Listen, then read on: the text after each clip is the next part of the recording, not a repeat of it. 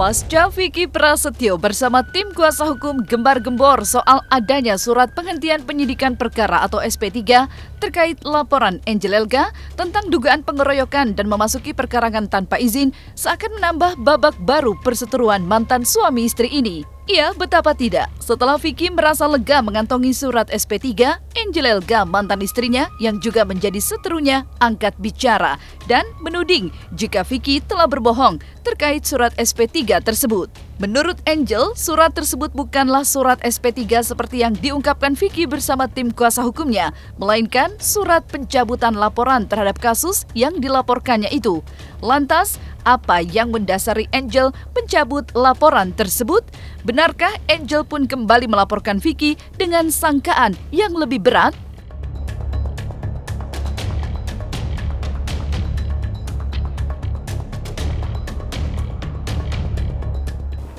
Semalam dia mengatakan dia mendapatkan SP3 dari pihak kepolisian. Itu bohong besar. Saya mau meluruskan, itu bukan SP3, tapi itu adalah pencabutan laporan dari saya. Kurang lebih 3 minggu yang lalu.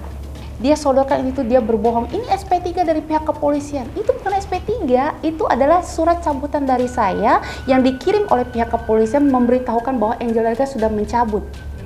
Tapi sebenarnya dia tahu ada laporan baru yang lebih berat lagi. Kenapa dia tidak munculkan ini dan tidak mengatakan yang sesungguhnya kepada masyarakat? Karena dia yang perlukan adalah opini ini untuk mempengaruhi persidangan yang sedang berjalan ini. Saya berbicara fakta, silakan dicek di Polda.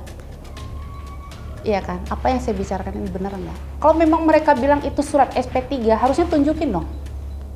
Jangan kalian baca, tunjukin SP3 atau bukan. Itu surat pencabutan dari saya.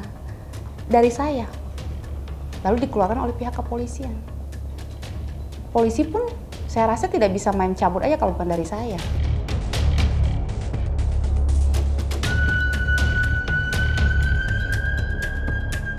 Ya kan, maksudnya teman-teman waktu lagi preskon lihat kan apa suratnya? Ya apa suratnya? Hah? Itu maksudnya itu memang produk. Masa kita bikin sendiri gitu loh. Memang itu ya dari kepolisian selaku institusi penyidik atau apapun, cuma suratnya disampaikan ke rumah gitu loh. Terus akhirnya saya ya komunikasi sama kuasa hukum karena kan mereka yang berjuang atau mereka yang gelar perkara atau apa gitu, dan jadi itu statusnya memang udah SP3 gitu. Nggak tahu sih, pokoknya aku dapetnya SP3 dan di keterangan di situ nggak ada cabutan laporan. Keterangannya di situ memang tidak memenuhi unsur pidana, berarti beda dong. Kalau cabut laporan ya dicabut laporannya gitu loh. Kalau di SP3 ya berarti hasil dari perkaranya digelar gitu melalui saksi ahli atau apapun. Setahu aku begitu gitu loh rangkaiannya. Kalau misalkan cabut laporan ya cabut laporan personalnya gitu loh. Aku nggak tahu, tapi kalau SP3 itu rangkaian proses kenapa surat ini bisa hadir bukan karena cabut laporan, karena ada proses gelar perkara, ya mungkin pertimbangan penyidikan dan lain-lain sih. Kenapa saya mencabut itu? Karena saya dan tim kuasa hukum menemukan ada unsur yang lebih berat. Kenapa kita ngomong seperti itu? Karena pada saat berdasarkan saksi dan alat bukti yang lain dan juga rekaman semuanya, pasal ini ada yang lebih jelek lagi, ada yang lebih berat lagi buat mereka. Lalu saya cabut laporan kemarin, itu prosedurnya harus cabut dulu. Di hari itu juga saya melaporkan kembali dengan pasal yang sudah ditemukan yang lebih berat ini. Tentunya saya memasukin pasal yang lebih berat ini supaya ada efek jera buat mereka semua yang masuk ke dalam rumah saya.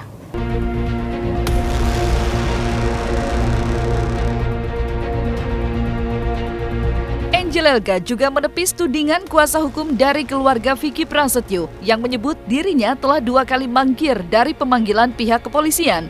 Tidak hanya itu, tudingan lain dari pihak Vicky terhadap Angel yang menyebutkan dia didampingi pihak kepolisian saat mengisi salah satu acara di televisi tidaklah benar. Menurut Angel, sampai saat ini belum ada pemanggilan kedua dari pihak berwajib. Jikalaupun ada, ia akan tetap kooperatif. Pertama, Angel Elga secara terang-terangan 2 kali panggilan mangkir. Itu ya, ada faktanya kan? Panggilan pertama alasannya sedang berada di luar negeri. Dan kuasa hukumnya pada waktu itu menyampaikan ke saya Saudara Maci, dia sedang berada di luar negeri dan minta untuk dicarikan solusi berdamai. Nik Maci ngomong ke saya.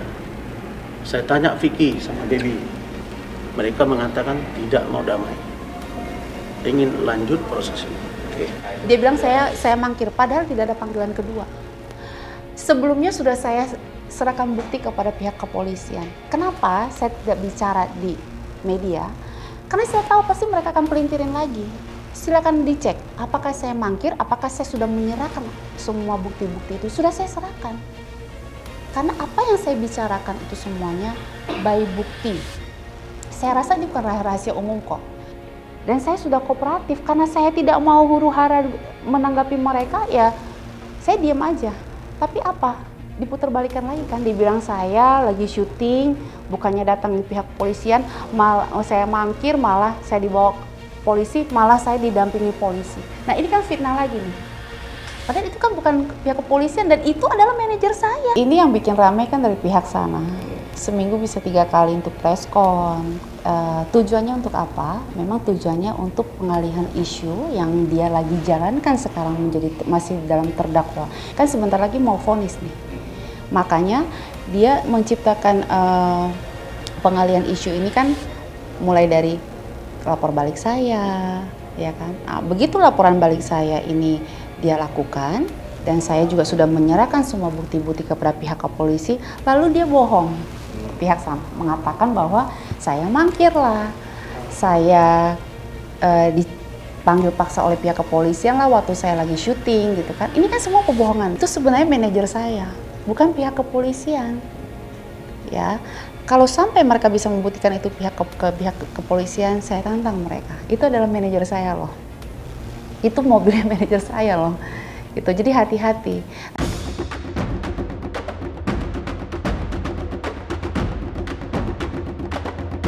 Sebagai mantan istri, kekecewaan yang dirasakan Angel terhadap Vicky beserta keluarganya belum juga surut.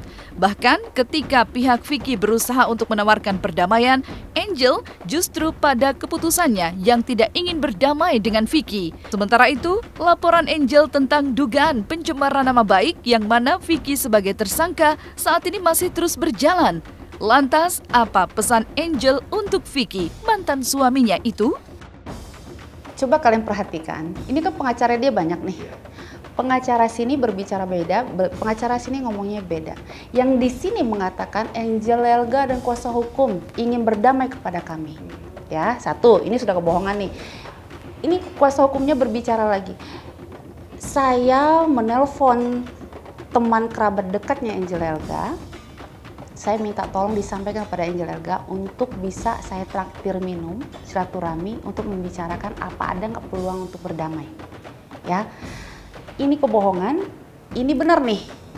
Tapi saya sampaikan lagi, saya bilang tidak ada damai lagi dan saya tidak mau ketemu dengan kalian semuanya. Tolong bicarakan saja dengan kuasa hukum saya. Nah, kan saya sudah menolak ini kan. Tapi kok ini menciptakan kebohongan ya? Nah, kan aneh. Jadi memang mereka ini perlunya itu bukan kebenaran. Kebenaran nomor 100 deh buat mereka. Tapi huru-hara ini loh. Supaya apa? Supaya penonton, pemirsa yang lainnya itu buyar. Yang difokuskan adalah laporan Angel Elga. Ini tuh sehingga terlupakan. Ini maunya mereka. Sebenarnya pada saat dia sudah distatuskan menjadi tersangka, saya sudah lega. Apapun pengalihan mereka, apapun yang mereka bicarakan, saya udah bodo amat gitu. Yang penting kamu sudah menjadi tersangka, ya. Apalagi pada saat sudah masuk penjara lagi. Buat saya sudah itu bukan apa ya. Saya sudah tidak berharap apa-apa lagi, ya. Mau nanti dia bagaimana, saya sudah tidak mau ikut campur lagi gitu. Karena saya udah nggak mikirin ke sana. Itu sudah berkas itu sudah menjadi haknya aparat gitu loh. Saya cuma datang menjadi saksi, ya sudah, saya bicarakan apa adanya. Keputusannya dari pihak aparat itu bukan wewenang saya lagi. Jangan menciptakan seolah-olah saya ini bebas murni loh, saya ini tidak bersalah. Itu namanya pembohongan lagi. Hati-hati, kamu ini lagi tahanan loh, bukan pembebasan. Jadi janganlah ngebohong, janganlah menciptakan opini ini dan itu. Kembali lagi seperti omongan saya dari awal. Saya tidak berbicara, saya diam karena saya yakin aparat kita ini sudah cerdas dan pintar dan dia tidak termakan dengan opini. Sudah terbiasa menangani kasus artis.